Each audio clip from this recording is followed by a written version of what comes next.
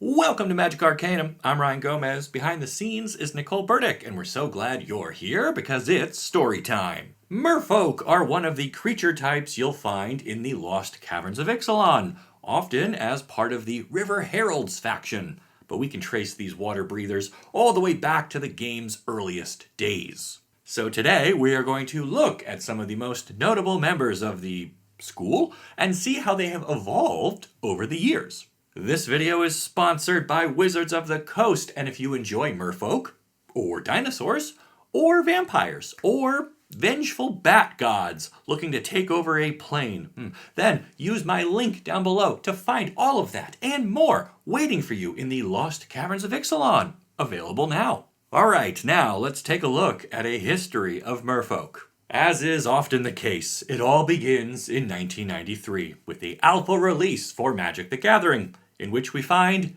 exactly 2 merfolk. Merfolk of the Pearl Trident was a 1/1 for 1, and Lord of Atlantis was a 2/2 for 2 that gives all other merfolk +1/+1 and Island Walk. Not exactly enough to make a full-on deck, but the game was still young, and help was on the way. Merfolk Assassin from the Dark could drown anyone thinking about island walking their way past your defenses in combat, and River Merfolk from Fallen Empires was able to swim his way up a mountain stream, which is actually kind of cool. The most interesting to me from this era, though, is probably Sea Singer, a 3-mana 0/1 that you have to sacrifice if you control no islands. You can tap her to steal control of a creature, but only if that creature's controller also controls an island. But then you get to keep that creature until you lose Sea Singer, provided you just never untap her, which seems pretty balanced, all things considered. I mean, there are plenty of ways to make a stolen creature disappear, and then get to work stealing another one, provided your opponent has at least one island. But you could always force that if needed.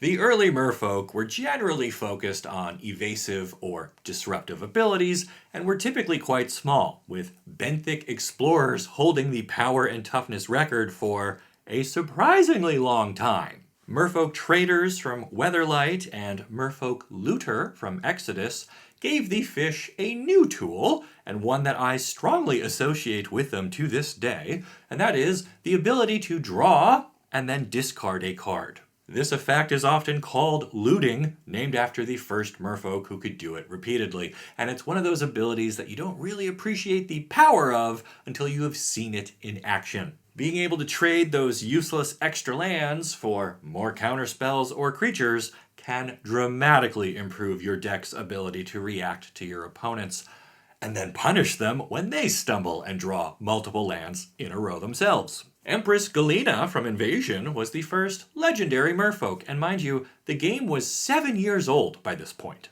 For just 2 blue and a tap, she can take control of any legendary permanent, which makes her a useful card in Commander if you can get past all of the annoyed looks you're going to get from the rest of your playgroup.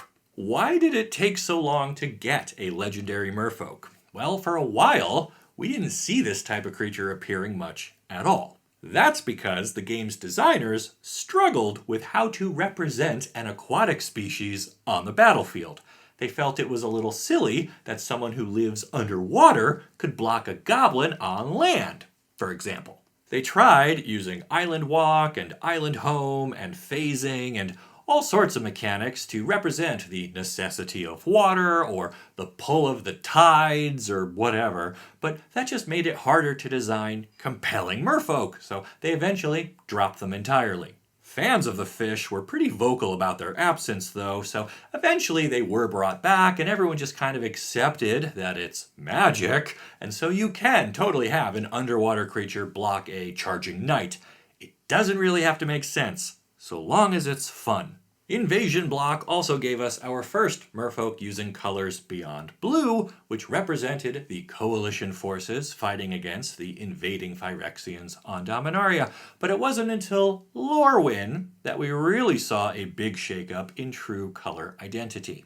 Even as they expanded into white with cards like Judge of Currents and into black with cards like Hollow Sage, the merfolk never lost sight of their blue origins and kept their smaller bodies that carried evasive or disruptive abilities. Lorwyn block also featured 3 tribal merfolk cards, which could be searched up with a Harbinger and discounted with a Banneret, but none of them really compared to, say, Bitter Blossom in raw power, so these are mostly a novelty from a bygone era. I would say that the most important and iconic non-creature card for merfolk actually came from Darksteel in the form of Aether Vial. This artifact lets a merfolk player keep their mana open for counterspells or other interaction, while also letting them effectively flash in creatures that can ruin combat for an aggressive opponent. I want to put Merfolk Sovereign from M10 up on screen here next, because it's a great milestone card from a core set.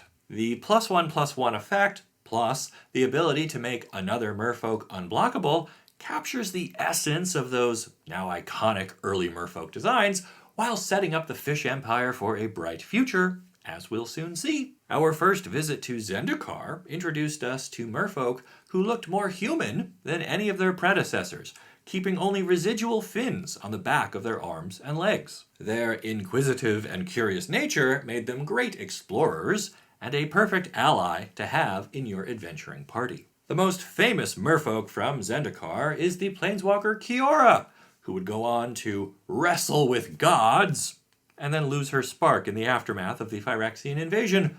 But that is a story for another time. M13 gave us Master of the Pearl Trident, a more cleanly templated version of the Lord of Atlantis, and the last merfolk to mention Island Walk in a standard set release. With their evasive abilities diminished, the merfolk started to explore other tricks, becoming masters of perfect timing. We saw them use Flash in Gatecrash, and several cards could move +1/+1 counters around without being restricted to sorcery timing, which is somewhat unusual and very powerful in the hands of a skilled player. Theros gave us Master of Waves, one of my favorite armies in a can. With even just a few drops of devotion to blue, you could bring a frightening force of elementals to the battlefield.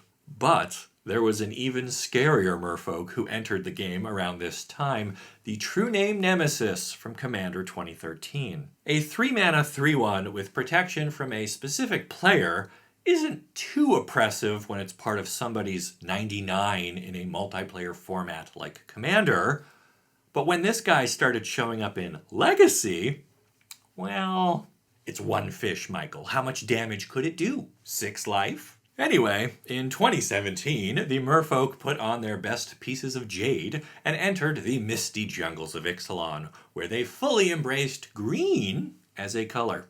Remember, prior to this, they were almost entirely blue. Yes, we saw a few white and black ones in Lorwyn and Shadowmoor, but that was over a decade ago by this point, so for many players, this was their first time seeing anything but an aquatic merfolk. Cards like Kumena's Speaker and Merfolk Branchwalker kept things small and nimble, like always, but the ever-growing Deeproot champion revealed that the fish had picked up some new tricks as well. Merfolk Mistbinder gave Aether Vial decks another excellent reason to stack up 2 charge counters, and Jadelight Ranger was the perfect follow-up to a turn 2 Wildgrowth Walker in Standard. New legends like Tashana and Kumena let players experiment with blue and green merfolk in Commander, and they quickly pushed out tired options that predated the format's explosion in popularity. The golden age of merfolk continued with Dominaria, where we got Merfolk Trickster, using Flash to befuddle opponents, and Tatiova, who turned landfall into card draw. A Simic card if I ever saw one. Brineborn Cutthroat from M20 blurred the faction lines established on Ixalan and gave us a merfolk pirate who was eager to build up counters after appearing on the battlefield in a flash. Then we came to the storybook setting of Eldraine and found merfolk who were obsessed with knowledge and secrets. Among them was Emry, Magic's adaptation of the Lady of the Lake from Arthurian legend. She is somewhat unique among the Undines because she cares about artifacts more than instants or sorceries, like many of her cousins. I find the Eldraine merfolk to be some of the most terrifying in the game, as their insatiable quest for knowledge drives many of them mad, and they don't seem shy about taking it out on humans who stumble into the wilds. Thassa's Oracle from Theros Beyond Death is another one you should definitely watch out for. Combined with some cheeky self-mill, this curious-looking fish is so capable of stealing wins that she has been banned from Magic Arena's historic format. Zendikar Rising revealed how the merfolk of the plane had fared post-Eldrazi invasion, and most of them were holding up pretty well, still lending their skills as rogues and wizards to any adventuring party in need. Zareth San, the Trickster, was a merfolk legend with Flash and a ninjutsu-inspired ability, either of which would help get him onto the battlefield, where he could start stealing permanents out of your opponent's graveyard. He died in the story, but his legacy of being the curve topper in that blue and black rogues deck will haunt me for years to come. Anyway, there were a handful of merfolk students at Strixhaven, including a tougher version of the classic merfolk looter. Though with the rising cost of college tuition, this one needs a bit of mana from you before he's going to go digging through your deck. For these history videos, I tend to focus on cards from standard set releases because they do the best job of showing how a given creature type has been represented over the game's 30-some-odd years, and how design sensibilities may have changed in that time. But I'll make an exception for Svailin from Modern Horizons 2 because she is a character we heard about all the way back in Fallen Empires. Described in flavor text as a goddess worshipped by merfolk on Dominaria, it was only natural she would finally appear as a god herself, with impressive stats, the ability to draw more cards, and a protective ward for her devoted followers. We enter the home stretch with Dominaria United and Vodalian Hexcatcher, perhaps the best echo of Lord of Atlantis we'll ever get. He buffs your team, but can also sacrifice a single fish to potentially save the whole school. And sometimes, that's all you need. Also, I want to point out, Vodalian Mindsinger could be seen as a callback to Sea Singer. So, I'm glad to see that the merfolk haven't completely lost their ability to just steal stuff once in a while. And finally, we return to the lush jungles of Ixalan, where the Lost Caverns hold many secrets and treasures, including more green and blue merfolk. Map tokens take center stage here, but we haven't lost the ability to explore directly either, with cards like Jadelight Spelunker and Seeker of Sunlight, offering a great outlet for your extra mana at almost any stage of the game. But if I had to pick just one fish out of this new school to represent how far we have come in merfolk design over the past 3 decades, it's Tishana's Tidebinder. This 3-mana 3/2 has Flash, which has become a virtual signature mechanic for merfolk, and it's got a disruptive ability that will neutralize just about any creature, artifact, or planeswalker your opponent is careless enough to activate while you're sitting on open islands. From their humble origins in Alpha to their status as guardians of Ixalan's most valuable treasures, merfolk have had a long and storied history in Magic. We have seen them steal creatures, loot cards, counter spells, and land walk their way past opponents with ease. They've appeared in every color, but always come home to blue, where their slippery nature makes them perfect for patient players to pair up with protection, and then swim their way to victory. They're best going wide and love to buff each other up whenever they can, exactly like you'd expect a school of fish to act. All of which makes merfolk one of Magic's most enduring and celebrated creature types. But what about you? Which merfolk in the history of the game is your favorite?